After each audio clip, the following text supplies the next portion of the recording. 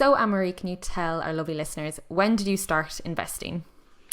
Yeah, so I would have had some investments when I was like a kid, like back in the day, but I was not in control of them. And my dad is an accountant, so I have a bit of an unfair advantage. And also, I grew up in America, where I think investing is just kind of more on people's brains.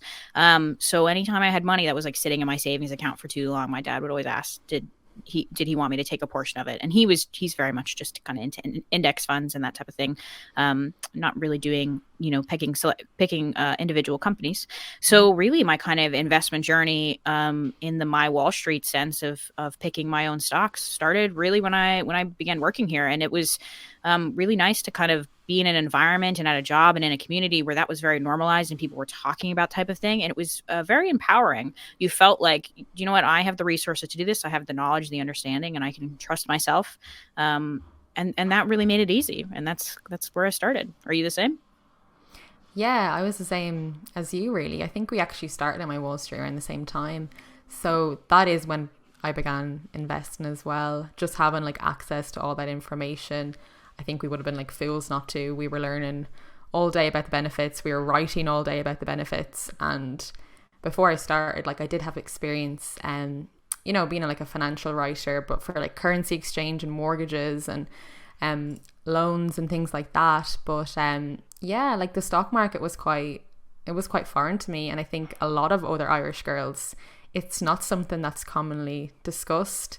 So yeah, when I started here, I was like, okay, this is great. Like I need to get on this like as soon as possible. And even like I started at 25, and I was like, oh, I should have started even younger. Like, but I think as soon as you really can, like the most important thing is, yeah, to get started. So I was just really excited, and yeah, I've been doing it ever since. Yeah, I remember you saying that you used to think that investing was something that like only rich people did. Like you had to have a large amount of money to start investing. Yeah, yeah. That's I definitely thought that like it. I knew about investing, and it was like something I thought, oh, I'll do that when I'm rich.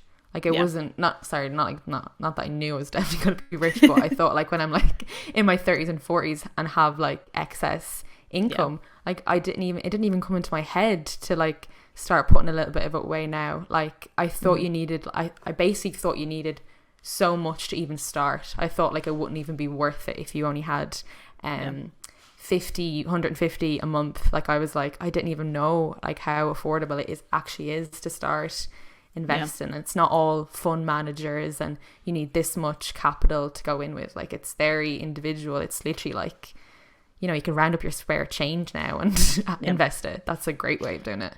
Yeah, I think we sometimes use marketing campaigns where we say to people, "Hey, like you can literally start with €10 a month. Like Yeah. if you're putting money in your savings account, take a small amount of that and maybe start investing it." So yeah, I would kind of agree. It was like very liberating to have that kind of narrative around you where people were like, actually, the absolute greatest thing in investing is not the amount of money you start with.